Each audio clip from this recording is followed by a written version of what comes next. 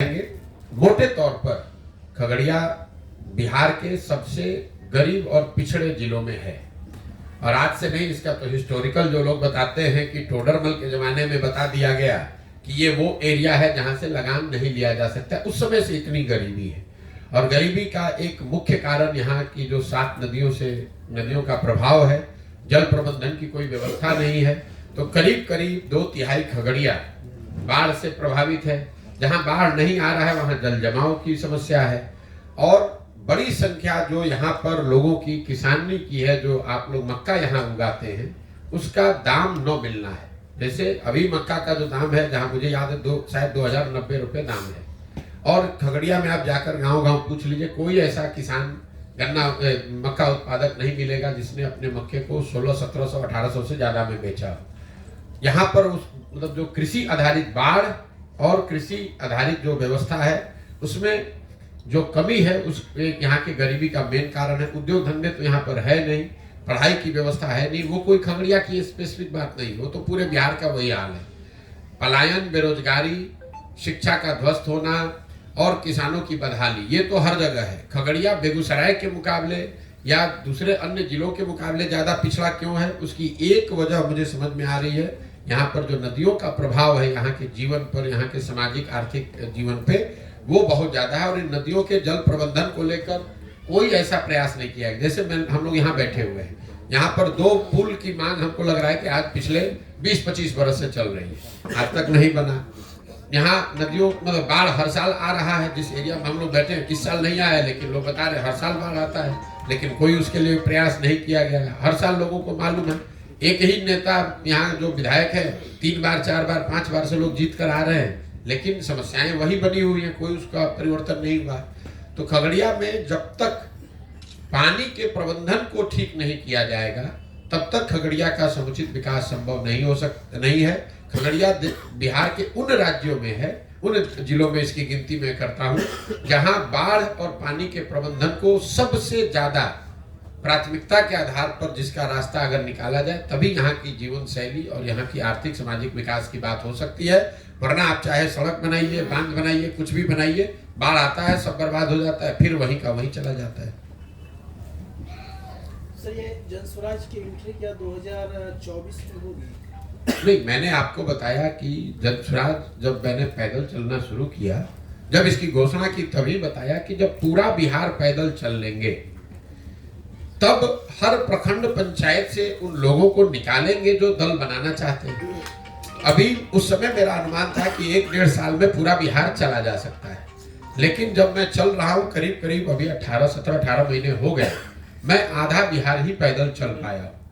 इस पदयात्रा में किलोमीटर और दिन निश्चित नहीं है, उद्देश्य निश्चित है कि हर गांव पंचायत तक पहुंचना है, पहुंचकर वहां के लोगों की, वहां की समस्याओं को समझना है। ऐसे लोग जो उन समस्याओं को सुलझाने के लिए सामाजिक राजनीतिक तौर पे सक्रिय होना चाहते हैं, उनको जोड़ना है और उनको जोड़कर एक नई व्यवस्था बनाना है।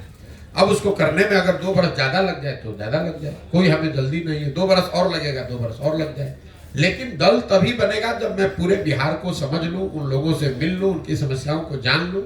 और ये करने में मुझे लग रहा है कभी 1-1.5 साल और समय लगेगा। तो उस नजरिए से जो आपका सवाल है कि क्या लोकसभा चुनाव से पहले जनस्वराज दल बनेगा, बिल्कुल नहीं बन सकता है। इसलिए नहीं बन सकता है कि हम लोग का अभी हमारी पदयात्रा पूरी नहीं हुई है। और जो मैंने बिहार की जनता को आश्वासन दिया है कि भाई पूरा बिहार घूमने के बाद ही लोगों की मदद से दल बनाया जाएगा। अगर आज चुनाव के नजरिए से हम दल बना लें, तब तो दल बनाने से पहले ही हम वो करना शुरू कर देंगे। लोग यही कहेंगे कि देखिए चुनाव आया तो फिर अपना हवा बना के चुनाव लड़ने की कोशिश कर रहे हैं। जनस्वराज का उद्देश्य दल बनाकर चुनाव लड़ना नहीं, ये एक नई व्यवस्था बनाना है जिसमें 5 बरस लग जाए, 10 बरस लग जाए, लेकिन बिहार में सही मायनों में लोगों की जिंदगी बदले, व्यवस्था बदले, वो प्रयास है। सिर्फ दल बनाकर चुनाव लड़ना होता तो इतने प्रयास की क्या जरूरत हो। तो पटना बैठिएगा, एक दिन में दल बन जाएगा। और कि जब सबको कोई ना कोई लड़ने वाला मिल जाता है, तो हमारी जो पृष्ठभूमि है, हमको भी लड़ने वाले घर घर लोग मिल जाएंगे। वो प्रयास नहीं है। प्रयास जो मैंने आपको बताया, पहले समाज को तैयार करना, उसी समाज से ऐसे लोगों को ढूंढ कर निकालना जो एक नई राजनीतिक दल व्यवस्था बनाना चाहते हैं, और साथ साथ जमीनी हकीकत को समझकर एक योजना बनाना, ताकि कल अच्छे लोग चुनकर आए तो उनको मालूम हो कि खगड़िया को सुधारने के लिए करना क्या है, बेलदौर में क्या करना है, परबत्ता में क्या करना है। जब ये जानकारी नहीं रहेगी, अभी स्थिति ये है कि जो 2 बार 3 बार का विधायक है, समस्या की बात तो छोड़ दीजिए। कई बार लोग कहते हैं भैया पैदल चलने से क्या होगा, हम लोग तो पहले ही से मालूम है क्या समस्या है। बिल्कुल नहीं मालूम है। मैं आपको दावा कर रहा हूं कैमरे पर, जो भी आपके यहाँ खगड़िया जिला में विधायक है 2 बार 3 बार से, उसको आप कैमरे पर बैठा दीजिए और बोलिए कि बिना कागज देखे हुए अगर अपने पंचायतों का नाम बता दे तो आप जो कहिएगा मैं मान लूंगा। लोग अपने पंचायतों का नाम नहीं जानते हैं, समस्या की तो बात ही छोड़ दीजिए। जो 2-2 3-3 बार से विधायक है उसको अपने सारे पंचायतों का नाम नहीं मालूम। हर पंचायत में लोग 5-5 वर्ष में एक बार अपना मुंह दिखाने भी नहीं गए। तो लोगों की जो जमीन पर समस्या है उसको जब तक नहीं जुड़ा जाएगा, उसको समझा नहीं जाएगा, तब तक उसका सुधार संभव नहीं है। बिहार की राजनीति में जो जाति का महाजाल है, एक तरह से देखा जाए तो प्रशांत किशोर अपने आप को कहाँ पाते हैं? प्रशांत किशोर को इसमें कहीं अपने आप को पाने की जरूरत नहीं है। ये आपके दिमाग का भ्रम है। आप कितने दिन से पत्रकारिता करते हैं हम नहीं जानते हैं, लेकिन एक बिहार में ये भ्रम फैला दिया गया है कि बिहार का हर व्यक्ति जाति पर ही वोट देता है। अब आपने ये कहा कि बिहार में जातियों का महाजाल है, तो मैंने पूरे देश में काम किया है। सुन लीजिए, हाँ, राजनीति के हिसाब से ही बोल रहे हैं। हमने पूरे देश में काम किया है। कोई राज्य हमको देश में नहीं मिला जहां जातियों का प्रभाव न हो। कर्नाटक में भी वोकालिगा और लिंगायत की बात आप रोज सुनते हैं। गुजरात में भी जातियों की बात होती है, आंध्र प्रदेश में भी जातियों की बात हो रही है, महाराष्ट्र में भी जाति की बात हो रही है। लेकिन आपको हमको ये समझ में नहीं आता है, क्योंकि हम लोग पिछड़े और गरीब राज्य हैं, तो आप पर ये तोहमत लगा दिया गया है कि बिहार इसलिए पिछड़ा है क्योंकि यहाँ पर सब लोग जाति की ही बात करते हैं। और आपको हमको जाने अनजाने ये समझ में नहीं आ रहा है कि आप अपने मुंह में कीचड़ लगा रहे हैं, बिना इस चीज को समझे हुए ये बता रहे हैं जैसे कि पूरे देश में जाति नहीं है, बिहार में ही जाति है। अब मैं आपको इसका सटीक एक उदाहरण दे देता हूँ। आप यहाँ पत्रकार हैं, राजनीति को कवर करते हैं। बिहार में मोदी जी को, भाजपा को वोट पड़ता है कि नहीं पड़ता है? पड़ता है। जब आप जाकर पूछेंगे कि वोट कैसे ये सांसद जीता है, तो लोग बताते हैं कि अरे सांसद को कहाँ वोट पड़ा, तो मोदी जी के नाम पर सब वोट पड़ा है। तो अगर बिहार में हर व्यक्ति जाति पर ही वोट दे रहा है, तो मोदी जी के जाति का तो आदमी बिहार में रहता नहीं है, तो वो मोदी जी को वोट कैसे दे रहा है? अभी तो आपने कहा कि भाई हर आदमी जाति पर ही वोट दे रहा है, तो मोदी जी के जाति के कितने लोग बिहार में रहते हैं, ये आप हमको समझा दीजिए। तब आप तुरंत कहिएगा भैया वो तो हिंदू मुस्लिम के नाम पे देता है। हिंदू मुस्लिम के नाम पे दे रहा है, लेकिन जाति के नाम पे तो नहीं दे रहा है। कई जाति समूह के लोग भाजपा को, मोदी जी को किसी दूसरे मुद्दे पर वोट देते हैं, जाति पर नहीं देते। इसका दूसरा पक्ष देख लीजिए। बिहार में 18% मुसलमान रहता है, वो आरजेडी को वोट देता है, लालटेन को वोट देता है। वो लालू जी के जाति का तो नहीं है, तो मुसलमान आरजेडी को क्यों वोट देता है? वो वोट इसलिए देता है क्योंकि वो भाजपा को दे नहीं सकता है और सामने उसके पास कोई विकल्प नहीं, इसलिए लालटेन को वोट देता है। वो जाति के लिए वोट नहीं देता है। बिहार में 50% से ज्यादा ऐसे लोग हैं जो जाति के आधार पर वोट नहीं करते। ये आप भ्रम मत पालिए। तो ये लोगों के दिमाग में बैठा दिया गया कि भैया जाति पर सब वोट होता है, जाति पर ही सब वोट होता है। जाति भी एक महत्वपूर्ण पहलू है, ऐसा नहीं है कि जाति की महत्ता नहीं है, लेकिन जाति भी एक विषय है। सिर्फ जाति के आधार पर 100 में 100% वोट पड़ता तो जो भी जाति का आदमी एक बार जीत गया वो कभी चुनाव ही नहीं हारता। उस जाति के लोग वो विधानसभा, पंचायत, प्रखंड छोड़कर चले थोड़ी ना गए हैं। जितने मान लीजिए कि कुशवाहा समाज के जितने आज लोग हैं, 10 वर्ष के बाद भी करीब करीब उतने ही लोग रहेंगे। तो फिर एक बार कुशवाहा कोई जीतता है, कोई हार कैसे जाता है? इतना आसान नहीं है जितना आप समझते हैं कि सब जाति पर ही वोट देता है।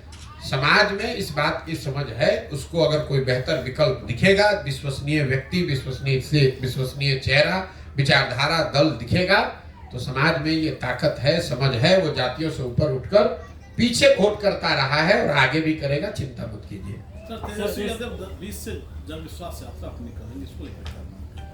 इसमें हमको क्या मानना है? अभी सत्ता में बैठे हुए थे तो यहाँ हम लोग कहते हैं कि नीतीश कुमार पलटू मार है, लेकिन नीतीश जी को हम सब लोगों को एक बात की शाबाशी देनी चाहिए कि नीतीश कुमार इतनी बार पलटे कि पलट पलट के उन्होंने सारे दलों को पलटू मार बना दिया।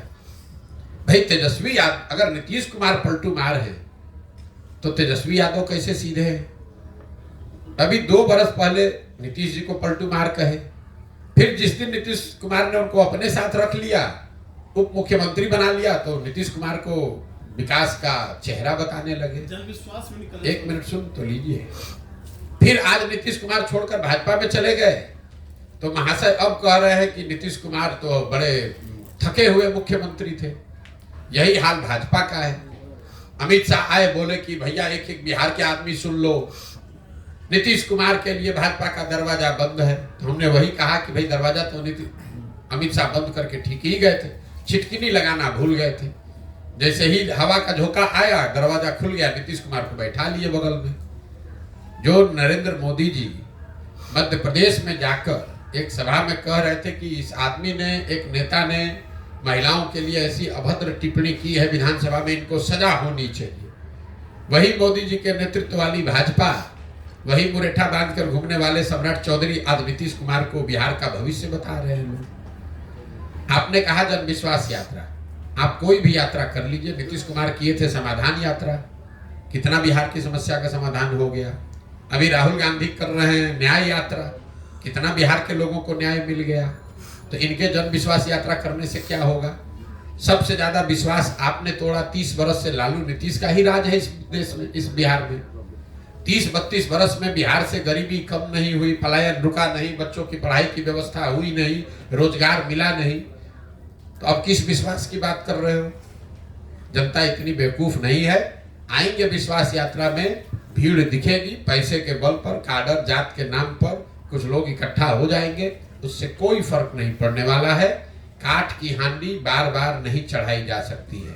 जिन लोगों ने आरजेडी को, लालू जी के, उनके बच्चों की सरकार को देखा है, वो जानते हैं कि ये लोग जात पात, हिंदू मुस्लिम और भ्रष्टाचार गुंडागर्दी से ऊपर उठकर राजनीति नहीं कर सकते हैं। वो आरजेडी का कैरेक्टर है। इन 4 चीज से ऊपर उठकर आरजेडी के लोग राजनीति नहीं कर सकते हैं। तेजस्वी यादव उससे अलग नहीं है। सर एक मिनट सर, ऐसा सोच है सबका कि आप 11 राज्य में अपने रणनीति से मुख्यमंत्री बना चुके हैं और बिहार में सभी नेता पर विश्वास नहीं है कि मतलब कहते हैं कुछ, करते हैं कुछ, तो आप पर कैसे विश्वास करेंगे? हो सकता है सर आप सत्ता में आके आप भी इसी तरह कर दें। बिल्कुल ठीक बात है। अगर आप यहाँ पर, हम खगड़िया में 20 दिन से हैं, कम से कम 100 सभाओं में हमने बात करी होगी।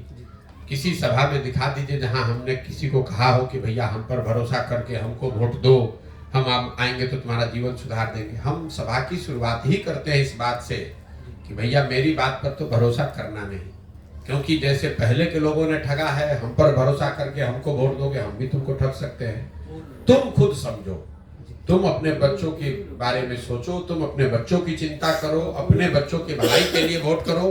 प्रशांत किशोर को जिताने के लिए, लालू जी को हराने के लिए, मोदी जी को प्रधानमंत्री बनाने के लिए, अपने जात का नेता जिताने के लिए, अपना हिंदू मुसलमान करने के लिए तो तुमने जीवन भर वोट दे दिया।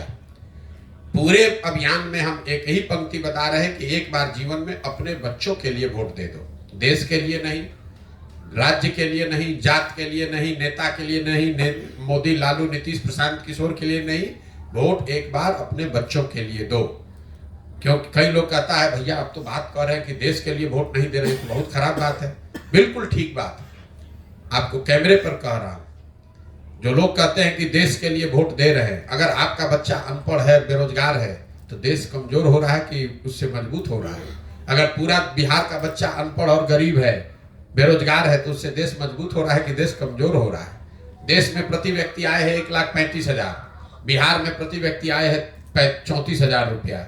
अगर बिहार में बच्चों की आमदनी बढ़ेगी, यहाँ रोजगार आएगा, तो उससे देश उससे मजबूत होगा। अगर पूरा बिहार का आदमी गरीब रह जाएगा तो उससे देश भी नीचे आएगा, क्योंकि पूरे देश की 10% आबादी बिहार की है। इसलिए हम कह रहे हैं, डंके की चोट पर कह रहे हैं कि बिहार के लोगों के लिए समय है जब देश, राज्य, विचारधारा, जाति, नेता सबको छोड़कर एक बार अपने बच्चों की चिंता कीजिए। देश आगे बढ़ रहा है। इसी देश में बुलेट ट्रेन 1 लाख करोड़ का बन रहा है, खगड़िया में पैसेंजर ट्रेन भी नहीं चल रहा है। इसी देश में बिलियंस ऑफ डॉलर्स का इन्वेस्टमेंट आ रहा है, फैक्ट्रियां लग रही हैं। खगड़िया में आज भी लोग, खगड़िया, बेगूसराय में, मधुबनी, सीतामढ़ी में आज भी लोग 1960-70 के ज़माने में जी रहे हैं। आज भी आपके हमारे बच्चों को मजदूरी करने के लिए कर्नाटक, बंगलोर, तमिलनाडु, गुजरात, महाराष्ट्र जाना पड़ रहा है। तो देश की तरक्की होगी, वो ठीक है, हो रही है नहीं हो रही वो अलग विवाद है, लेकिन इस बात पर कोई विवाद नहीं है कि बिहार में कोई तरक्की नहीं हो रही है और देश की तरक्की से बिहार और बिहार के लोगों का कोई फायदा नहीं है। चाहे वहां देश में कांग्रेस की सरकार रहे कि मोदी जी की सरकार रहे, बिहार के बच्चों के लिए पढ़ाई रोजगार न पहले था न अब है। इसलिए आपको हमको पहले अपने बच्चों की चिंता करनी है। जो व्यक्ति अपने बच्चों की चिंता नहीं कर सकता है वो समाज, राज्य, देश की चिंता क्या करेगा। सर, ये जन स्वराज का जिला में जो संगठन आप कर रहे हैं, कब से कर रहे हैं, कब, माने कैसे नहीं, जो मैंने आपको बताया, पदयात्रा के दौरान जो लोग मिलते हैं, जो इस विचारधारा को सुनकर समझकर तय करते हैं कि भैया अब हम लोग को जन स्वराज से जुड़ना है, एक नया दल बनाने में कंधा लगाना है, ऐसे हजारों लोगों को एक साथ इकट्ठा करके पदयात्रा जब हम खत्म करेंगे तो वो संगठन बनाकर पब्लिकली जारी करेंगे। आप भी देख पाइएगा, जिले के स्तर पर 250 लोग, अनुमंडल के स्तर पर 50, प्रखंड के स्तर पर 200 और पंचायत के स्तर पर 50 लोगों की पहली कार्यवाहक समिति जारी की जाएगी। वही लोग मिलकर जन स्वराज की सोच को आगे घर घर पहुंचाने का जिम्मा लेंगे और इस चीज को आगे बढ़ाएंगे। सर, जिस तरह से आपने कहा क्या है सर, यूथ क्लब अभी बता तो दिया यूथ क्लब क्या है, मैंने पहले ही सारा समझाया।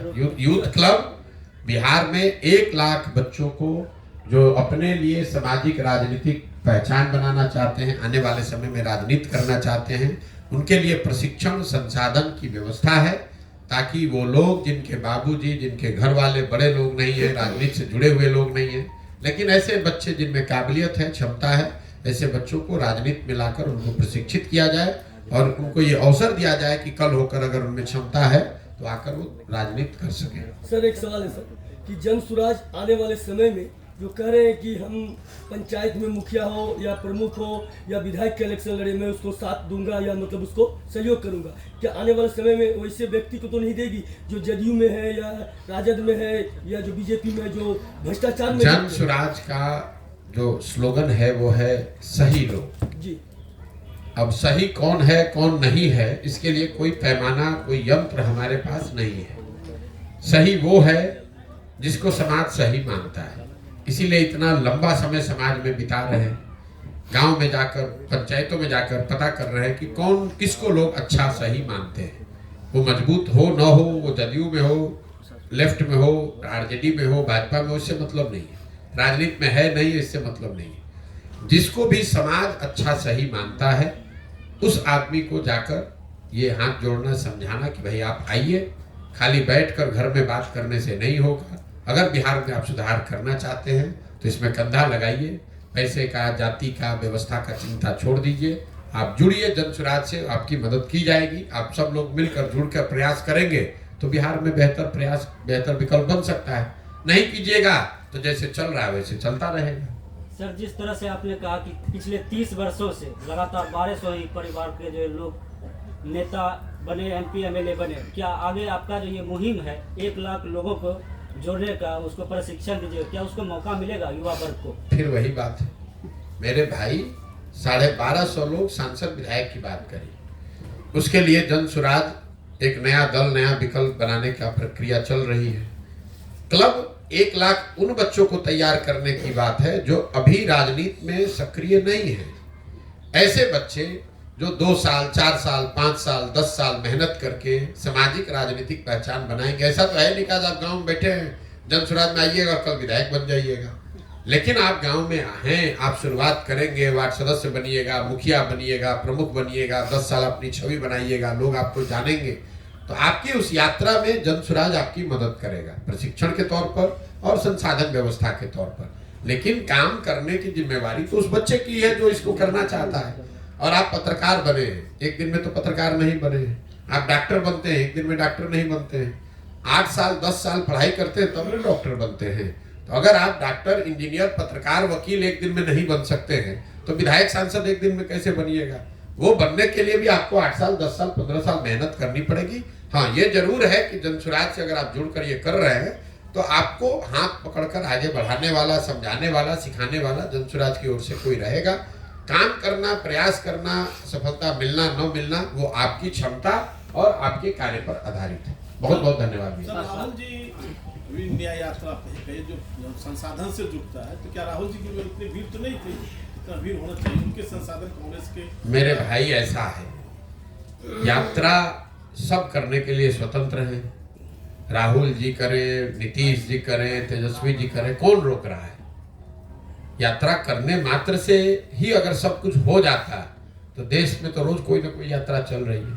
अब राहुल जी ने यात्रा की, उसमें उन्होंने कितना भीड़ आया नहीं आया, इन सब बात को हटा दीजिए। राहुल जी की पार्टी के कांग्रेस के एक मुख्यमंत्री अभी तेलंगाना में बने 2 महीना पहले, जब भी अभी जुमा नया नेता बने, बनते के साथ कहा कि बिहार के लोगों का डीएनए है मजदूरी करना। तो जिस दल के नेता राहुल गांधी हैं, उस दल का मुख्यमंत्री बिहार के लोगों को एक तरह से गाली दे रहा है, कह रहा है कि हम लोग का डीएनए है मजदूरी करना। उसी दल के नेता राहुल गांधी आकर बिहार में कहेंगे कि सारे बिहार के लोग हमको समर्थन दीजिए, हमको वोट दीजिए, तो कौन बिहार का आदमी उन पर भरोसा करेगा? और क्यों करेगा? भाई, तुम्हारा मुख्यमंत्री बिहार के लोगों को गाली दे रहा है, उस वक्तव्य पर आपने बिहार आने से पहले कुछ आधिकारिक तौर पर कहा नहीं, तो क्यों बिहार के लोग उनके साथ जुड़ेंगे? आप हमको गाली भी दीजिएगा और हम लोग से वोट भी लीजिएगा, दोनों बात कैसे हो सकता है? बिहार में राहुल गांधी की जीत तेजस्वी यादव चला रहे थे, क्या विधान चुनाव उनकी गाड़ी जीत को जनता रास्ता देगी? मेरे भाई, तेजस्वी यादव जीप चला ले कि ट्रक चला ले, उनको कुछ नहीं होने वाला है। ये सब पिटा पिटाया बहुत दिन हो लिया, जनता ने देख लिया है। अब जो अपना समीकरण वगैरह है उसी के आधार पर बाबूजी का दल है, लालू जी का, उनका नाम है कुछ, उस समाज के कुछ लोग जुड़े हुए हैं, उसके आधार पर अपना दुकान चला रहे हैं, उनको कुछ दिन और चलाने दीजिए। वो जीप चला ले, ट्रैक्टर चला ले, हेलीकॉप्टर चला ले, होना कुछ नहीं है। कई लोगों को लगता है कि आरजेडी यहाँ बहुत बड़ा मजबूत दल है। आप लोग ये नहीं देखते हैं कि आरजेडी का कभी वो स्थिति था कि बिहार झारखंड में 54 में 51 एमपी आरजेडी के थे। लालू जी की इतनी तूती बोलती थी। आज बिहार झारखंड को मिला लीजिए तो आरजेडी का 0 सांसद है, 0। और आप लोगों को लगता है कि जनता बेवकूफ है, जनता तो लालू जी को ही वोट किए जा रही है। अरे भाई, जब जनता आरजेडी को वोट करती थी तो उनके 54 में 51 एमपी थे, और अगर आज जनता वोट नहीं कर रही है तो उनके 54 में 0 एमपी है। कांग्रेस के कभी 400 एमपी थे, आज 50 एमपी है। आप दल बनाइएगा अगर आज, और आपके 50 एमपी हो जाए तो आप बहुत बड़े नेता हो जाइएगा। लेकिन जब कांग्रेस का 50 एमपी है तो लोग क्या कहते हैं? कांग्रेस खत्म हो रही है। तो उसी तरीके से आरजेडी जितने बड़े पोजीशन पर बिहार में थी, कई बार लोग ये समझते हैं इनका 75 एमएलए है। अरे भाई, आरजेडी यहाँ की सबसे बड़ी, यहाँ का बिहार का सबसे बड़ा दल होता था। 15 साल उन्होंने यहाँ शासन चलाया है। वहां से घटते घटते अगर आप 74-75 पर आ गए हैं तो आप ढलान पर हैं, आप नीचे आ रहे हैं, आप बढ़ नहीं रहे हैं। इस बात को आप समझिए, इस बात को आप समझिए। नीतीश कुमार कभी 117 विधायक के पार्टी के नेता थे, आज 42 विधायक के एमपी के पार्टी एमएलए के नेता हैं, तो वो घट रहे हैं, बढ़ नहीं रहे हैं। हाँ, ये जरूर है कि अभी भी 42 विधायक है, लेकिन वो ढलान पर है, चढ़ान पर नहीं है। बहुत बहुत धन्यवाद। सर, कमलनाथ भाजपा जा रहे हैं। जा रहे हैं